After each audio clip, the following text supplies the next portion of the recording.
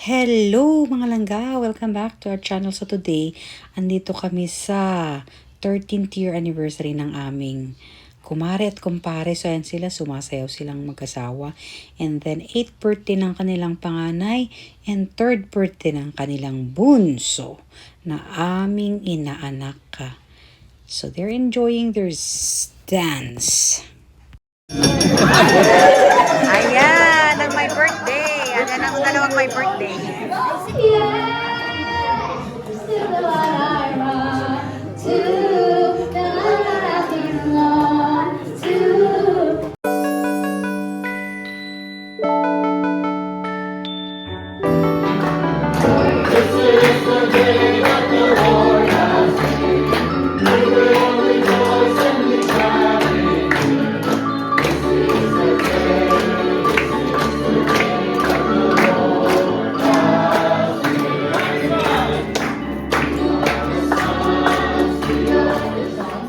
You will line yourself with the letter. Okay? With the correct letter. Team C 2018. So 16, 17, 18. Ready? And the answer is? Good. B. You have a chance. You have a chance. 3, 2, 1. All right. The right answer is letter B. 2017. B, Zion, and C, Hallelujah. Who among the Rakshan babies was overdue?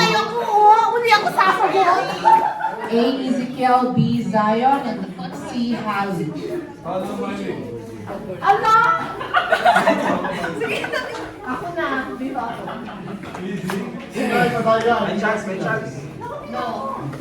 A, Ezekiel, B, Zion, and C, Halley. Overdue. Overdue. So you have a chance. Wala na. No chance. What chance is? And the right answer is letter A, Ezekiel. So we got another line. Family booked during their first visit to the Philippines. Wow. Ate Pacific! Should I repeat the question? What airlines or which airlines the Rickson family booked during their first visit to the Philippines? A, Philippine Airlines, B, Viva Air, C, Air Canada. C. Ano kung walang aabot ng special power? Nag-stay sila na kung Ate Pacific. Air Canada. Are you sure? A, Philippine Airlines, B, Viva Air, and C, Wala Air yata Canada. Philippine Airlines. Whichever one's the cheapest. Yes, whatever cheapest is Eva Air. Yes. Good job. You know the Rickons, huh? Which one are you, B or C? You got the line, come on. Nasa gitna ng A, Zion, B, Ezekiel, and C, Hallelujah. Give you a second chance. 3, 2, 1. Okay. And the answer is? Zion. Ate Ibel's mom's name. Susan. Sean family acquired the van. A, 2019. No answers from the Malyaris. Could they help? Ako nag-negotiate. Oh, diba? So you can't answer. What year did the Rickson family acquire their van? A, 2019, B, 2020, and C, 2021. 2021. 2020 na lang. 2020. 2020. It's model 2020, but year 2020. Kaya nga 2020. 2021, so the answer is 2021. C. What college/university Ivel and Kiel met each other? A, University of Mindoro, B, University of Batangas, or C, Luna Gap Colleges. University of Mindoro. Ano ba? Luna Gap? Luna Golf Channel. Luna Golf. Luna Golf. Luna Golf. Lunagoko. Hindi mahirap. Hindi nag-ako na. That's the answer. Okay, they met at Lunagoko Cafe, Saan yun? Dora, sabihin na. where Ate Ibel was first honored Kuya Kel was there. Is that correct? Ay, honest si Ate Ibel. It's the other way around. Wow, yeah. Other way around. What year Ibel and Kiel started working as nurses at Medical Mission Group Hospital? A, 2007, B, 2008, or C, 2009? 2009. 8 na lang, 8.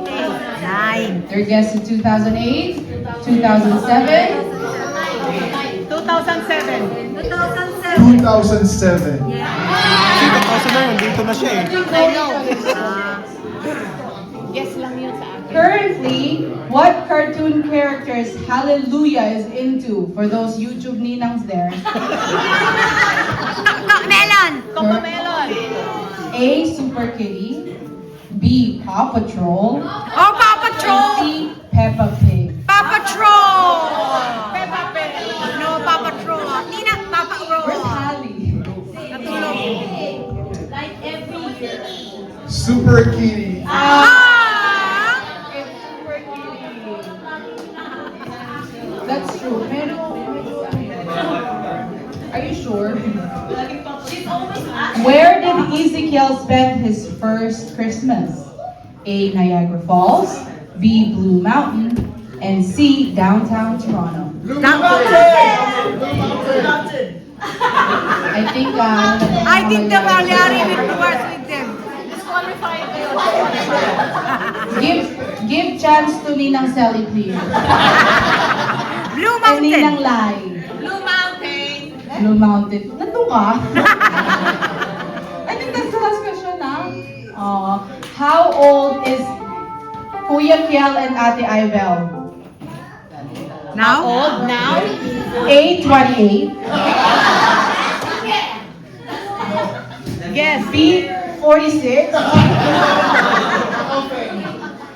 And C, 40. Mamili na lang sila. I know. 46. What do you, how old did they look? A, 28? 39. 39. Thank you everyone for participating in the video.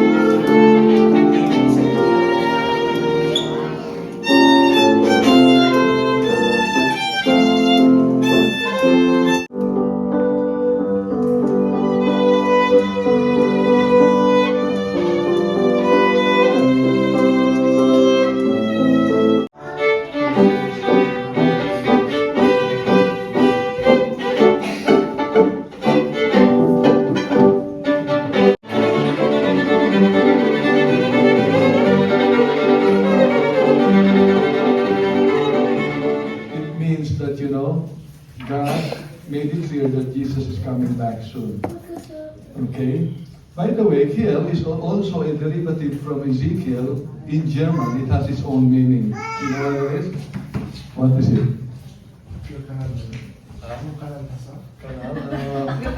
Maybe it has a different dictionary. Sometimes they can have multiple meanings, but in German, it's the same as your name. The name Kiel, K-E-E-L. Keel is the part of the boat, the bottom part of the boat or ship. It is probably the largest part of the boat underwater, but it holds the entire boat together. So yung middle part niya, if I could, it's especially on wooden boats, right? Is the keel.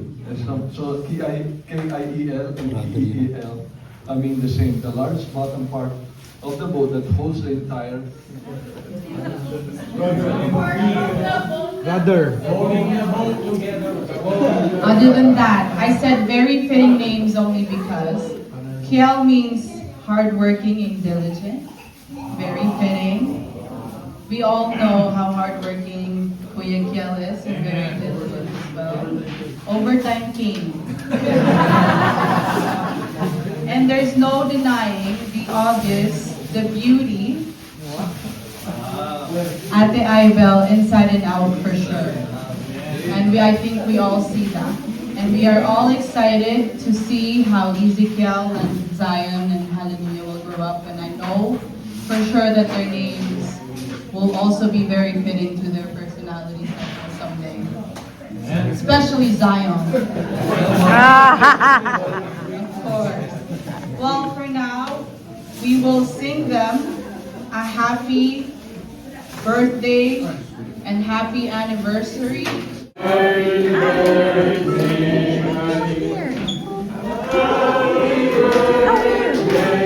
haven't seen you for a long time. Let's sing it one more time.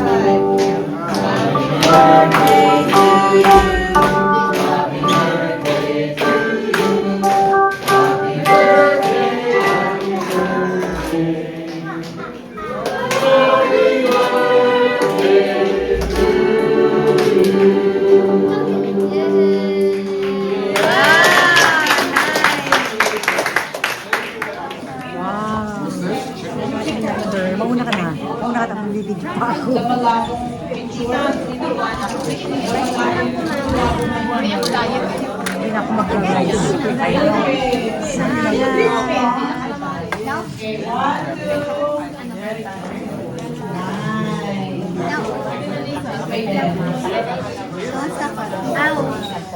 Oh yeah. Hi! Pastor, which children? Thank you.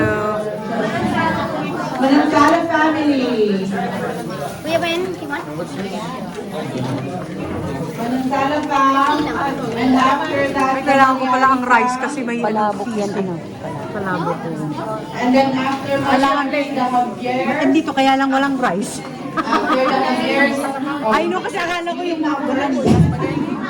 Hindi, ayoko yung spaghetti. Dinuguan. Gusto ko talaga And then the Manawa. Kahit walang rice. Yan. Thank you. Ayan. Yung pagkain na. Kain na. Jethro. Pagkain ko 3. Ayan. Pagkain ko 3.